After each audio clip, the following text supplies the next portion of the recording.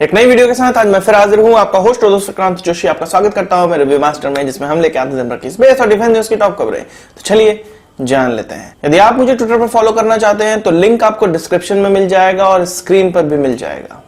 आगे इस वीडियो में हम लोग बात करेंगे चाइनीज ट्रूप जो लद्दाख में फैले हुए हैं उसकी बात करेंगे, उसमें क्या प्रोग्रेस निकलकर सामने आई है, पूरे मुद्दे पे क्या प्रोग्रेस निकलकर सामने आई है।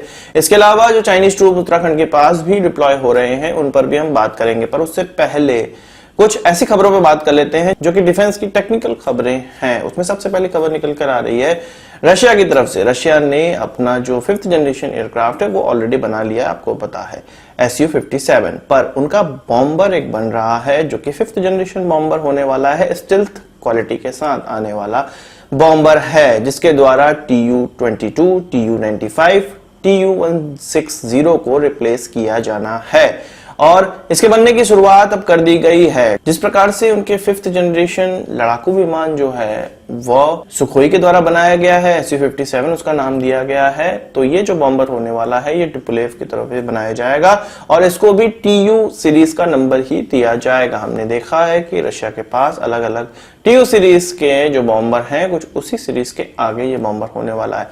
तो ये कहा जा रहा है कि 2021 में यह जो उड़ान है इसकी निकलकर सामने आ सकती है और इसको पूरा डेवलप होते होते, इसका जो टेस्टिंग खत्म होते होते कुछ 4 से 5 सालों का समय लगेगा और 2028 तक इसको प्रोडक्शन में डाला जा सकता है। उसके बाद इसकी डिलीवरी उनको प्राप्त हो जाएगी। तो इस प्रकार का वो नया 5th जनरेशन बॉम्बर डेवलप कर रहे हैं। इसके अलावा बात करें बेसिक ट्रेनर एयरक्राफ्ट की, जो कि भारतीय वायुसेना को आवश्यक है और ये बहुत पहले से आवश्यक है।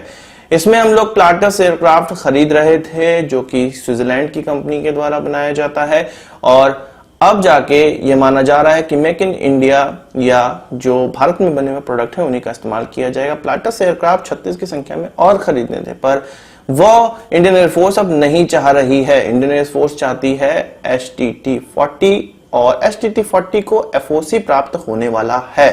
जो मेन खबर यही है कि FOC प्राप्त होने वाला है STT-40 को।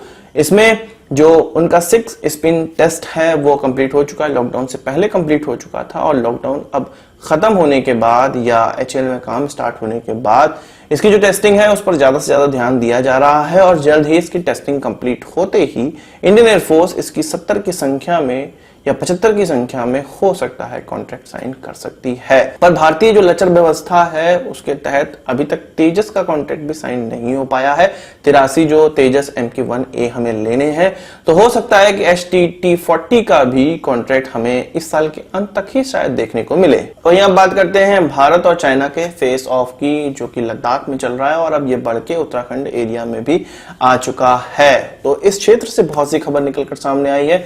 सबसे पहले इस प्रश्न का उत्तर मैं दे देता हूं जो कि मुझसे ट्विटर पे पूछा गया, क्या हम लद्दाख खो चुके हैं या चाइना में, या चाइना लद्दाख में घुस चुकी है, या चाइना कुछ लद्दाख में कब्जा कर चुकी है। तो हमारे देशवासियों के दिल में ऐसा बहुत से प्रश्न उठ रहे हैं और इस प्रकार का डर घुसा दिया गया है कि चाइना हमारे जो लैंड है उस पर अधिकार करता चला जा रहा है। सबसे पहली बात कि किस तरह यह डर स्टार्ट किया गया उसके बारे में हम लोग बात कर लेते हैं। इसमें कुछ नहीं होता है। सबसे पहले कहा जाता है कि सोर्सों के हवाले से खबर आ रही है कि 5000 ट्रूप्स हमारे जो LAC पे है उस पे डिप्लॉय हो गए हैं। तो ये 5000 ट्रूप्स ऐसा नहीं है कि एक जगह पे डिप्लॉय हो गए। अगर ये जो फिगर है वो सही भी है तो ऐसा नहीं है कि एक ही जगह पे डिप्लॉय हो गए, ये 4 से 5 जगहों पे है। नॉर्मली इन जगहों पे अलग अलग स्थानों पे 200-300 ट्रूप ऑलरेडी रहते हैं, वहां पर कैंप लगाकर रहते ही हैं और अगर इन सभी की संख्या मिला दी जाए तो 1 से 1500 ट्रूप तो वैसे ही रहते हैं। तो इनकी संख्या रेनफोर्स्ड की गई। वो किस कारण से की गई मैंने कल आपको बताया था कि एक एक्सरसाइज चाइना की चल रही थी, वहां से ट्रूप्स को डिप्लॉय करके यहां पर लगा दिया गया। अब जो प्रश्न था कि हम लद्दाख क्या खो चुके हैं, तो ऐसा नहीं है। एक्चुअल में यहां पर चाइना को जो पसंद नहीं आ रहा है वो हमारा जो रोड कंस्ट्रक्शन है बॉर्डर एरिया में वो पसंद नहीं आ रहा है और इस रोड कंस्ट्रक्शन के कारण हमारी वहां पे जो पेट्रोलिंग है, हमारी जो उपस्थिति है वो बहुत ज्यादा बढ़ गई। अब चाइनीज ट्रूप्स ने क्या किया कि चाइनीज ट्रूप्स ने 3-4 किलोमीटर अंदर आके अपने जो टेंट है उसको गाड़ दिया। जो गलवान रिवर के एरिया की बात की जा रही है, गलवान वैली की बात की जा रही है, वहां पर टेंट आके गाड़ दिया और अपने अलग अलग गाड़ियां लगा दी ताकि जो भारतीय कंस्ट्रक्शन है वो ना हो पाए, और तब जाके वहां पे कंस्ट्रक्शन रुका। और वो हमारी जो बॉर्डर पेट्रोलिंग जो ग्रुप है जो वहां पे पेट्रोलिंग करता है उसको भी अब रोक रहे थे।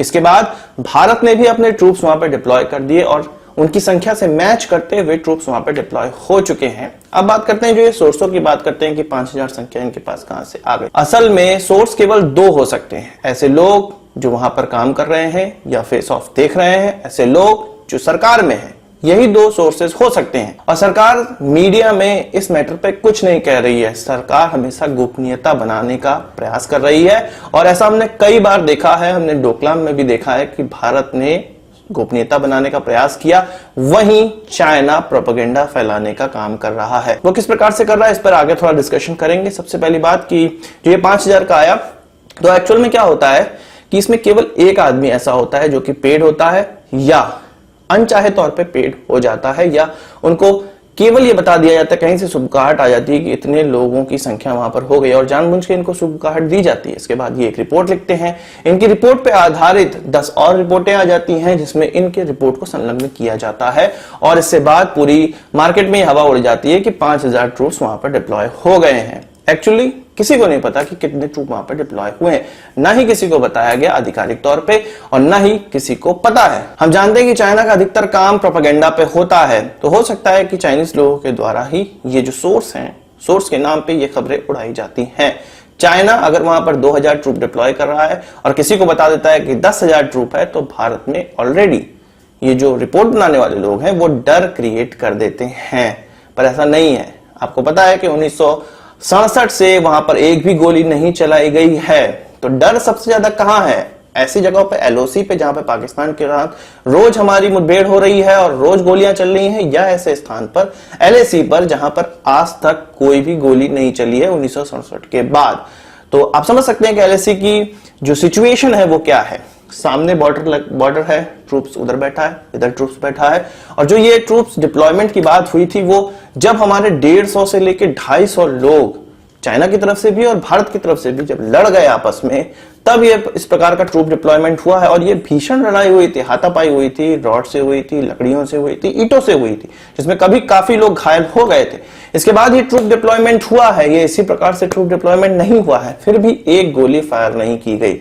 तो ये दोनों ही देशों के बीच में विश्वसनीयता को दिखाती है। हालांकि ये विश्वसनीयता उस प्रकार की विश्वसनीयता नहीं है कि सामने वाला हमारा कुछ नहीं बिगाड़ सकता है। यह विश्वसनीयता यह है कि सामने वाला गोली नहीं चलाएगा। तो इसी से रिलेटेड आज भारत में मीटिंग भी हुई। हमारे प्रधानमंत्री ने सीडीएस के साथ और तीनों सेनाओं के प्रमुख के साथ ये मीटिंग की। इसके अलावा हमारे एनएसए भी थे वहां पे। इसके बाद जो सेकंड मीटिंग हुई वो हमारे डिफेंस मिनिस्टर, इन्हीं सब लोगों के साथ मीटिंग की और इस पे पूरा का पूरा डिस्कशन हुआ है कि किस प्रकार का सिनारियो है। आपको पता है कि हमारे सेना प्रमुख लद्दाख का दौरा कर चुके हैं 2 दिन पहले और वहां से रिपोर्ट इकट्ठा करके उन्होंने फिर आज ब्रीफिंग की। सरकार इस पर गोपनीयता ही रखेगी, चाइना इसमें प्रोपेगेंडा फैलाएगा। बॉर्डर पे तो डर नहीं है, पर आपके दिलों में डर घुसाया जाएगा और वो हमारे यहाँ के रिपोर्टर भी करेंगे और वो चाइना की तरफ से करवाया जाएगा। तो इसमें कोई डरने की बात नहीं है। एएनआई की एक रिपोर्ट निकलकर सामने आई थी, उसमें यह बताया गया है कि चाइना इतनी अनप्रोफेशनल वे में काम कर रही है, वहां पर चाइनीज आर्मी अनप्रोफेशनल वे में काम कर रही है कि चाइना का जो भी ढकोसला है वो सामने निकलकर आ जा रहा है। वो छड़ी लेकर आ जाते हैं, वो गोल्फ खेलने वाला क्लब लेके सामने आ जाते हैं लड़ने के लिए, पर जो सीखी हुई आर्मी होती है, डिसिप्लिन आर्मी होती है, वो कभी भी इस प्रकार के जो गुंडे टाइप का हरकतें नहीं करती है। बहरहाल जिस प्रकार से हमारी मीडिया में भारत को नीचा दिखाया जा रहा है, उसी प्रकार चाइना की मीडिया में चाइना को ऊंचा दिखाया जा रहा है। चाइना की मीडिया में यह कहा जा रहा है कि भारत की तरफ से सीमा विवाद डाला गया है और भारत की तरफ से उल्लंघन किया गया था। गलवान वैली को वो चाइनीज एरिया बता रहे हैं और ये कह रहे हैं कि भारत ने अपना जो कंस्ट्रक्शन का काम है वहां पे बहुत ज्यादा तेज कर दिया है, भारत और चाइनीज सीमा में घुस के वो कंस्ट्रक्शन कर रहे हैं। इसके अलावा उनका यह भी कहना है कि भारत वेस्टर्न मीडिया या वेस्टर्न लोगों से प्रभावित होकर ये सोच रहा है कि चाइना ढीला पड़ चुका है, चाइनीज वायरस के कारण ढीला पड़ चुका है और भारत इसका इस्तेमाल कर सकता है। पर चाइना ने भी अब वहां पर मोर्चा संभाल लिया है, ये उनकी मीडिया कह रही है। यानी कि उनको भी इस चीज का डर है कि भारत कुछ ना कुछ वहां पर कर रहा है और भारत ने भी ऐसी चीजें की हैं जिससे उनको डर लग रहा है। तो ये एक तरफा नहीं है, ये मीडिया का काम होता है एस्केलेशन करना, हर चीज को ज्यादा से ज्यादा करना। बहरहाल ये जो एस्केलेशन है ये इतना आसान भी नहीं है समझना, क्योंकि कुछ ना कुछ प्लानिंग तो जरूर चल रही है। चाइना के द्वारा भारत को तौलने की प्लानिंग तो जरूर चल रही है, क्योंकि उनके जो ट्रूप डिप्लॉयमेंट है अब उत्तराखंड के जो सामने का एरिया है, विपरीत साइड, अपोजिट साइड, वो तिब्बत का एरिया पड़ता है जो कि चाइना का है। तो वहां पर उन्होंने अपने ट्रूप का डिप्लॉयमेंट अब बढ़ा दिया है। भारत ने भी अपनी तरफ से इस एरिया में ट्रूप का डिप्लॉयमेंट बढ़ाया है। इसके अलावा यूएवी का भी इस्तेमाल किया जा रहा है। लद्दाख में भी यूएवी का इस्तेमाल स्टार्ट हो गया है। एडिशनल जो ट्रूप्स हैं यूएवी चलाने वाले, उनको भी डिप्लॉय किया गया है। पूरी तरह से तैयारी कर रहा है भारत। और आप ये समझिए कि कोई भी डरने की बात नहीं है। जो चाइनीज ट्रूप भारत में 2-3 किलोमीटर अंदर बैठे हैं, उनके लिए बातें चल रही हैं। उनकी बातें किससे चल रही हैं? जो भारत का जो डिप्लोमेटिक या आप समझ सकते हैं ऑफिशियल लोग हैं, वो आपस में बात कर रहे हैं। 6 बार की वार्ता हो चुकी है और 6 बार की वार्ता में यह सबसे बड़ा प्रश्न उठाया गया। चाइना की तरफ से यह कंसर्न था कि आप जो कंस्ट्रक्शन का काम है अपनी तरफ वो ना करें। वहीं भारत का यह जो कंसर्न था वो यह था कि जो भारतीय सीमा में चीनी लोग अपना कैंप गाड़ के बैठे हैं वो दूर चले जाएं, वो पीछे हट जाएं। दोनों का ये मैटर है। तो आप समझ सकते हैं कि क्या मैटर है यहाँ पर। चाइना जो हमारा कंस्ट्रक्शन वर्क है उससे बहुत ज्यादा परेशान है। और 2019 में ही एक ऐसा कंस्ट्रक्शन वर्क, रोड का कंस्ट्रक्शन वर्क कंप्लीट हुआ था जिसको चाइना नहीं चाहता था होना। हो सकता है जो ये फेस ऑफ है जो कि मई में 5 तारीख को, 8 तारीख को, 9 तारीख को हुआ, उसका इस्तेमाल करके ट्रूप्स वहां पर डिप्लॉय करना चाहता है और ये चाहता होगा कि कुछ ना कुछ जितना चीजें कब्जा हो सके वो हम कर लें, यदि भारत इसको इग्नोर करे तो ये पूरा का पूरा सिनारियो है। मुझे लगता है कि आपको समझ में आ गया होगा कि सीमा पे डर तो वो घुसा नहीं सकते, आपके दिलों में घुसा सकते हैं। डरने की कोई जरूरत नहीं है। हम एलओसी पे, जहां पर सबसे ज्यादा बंदूकें, गोलियां चल रही हैं और विश्व का सबसे ज्यादा खतरनाक एरिया कहा जाता है, वहां पे हम नहीं डरते हैं। हम पाकिस्तान को गरियाते रहते हैं।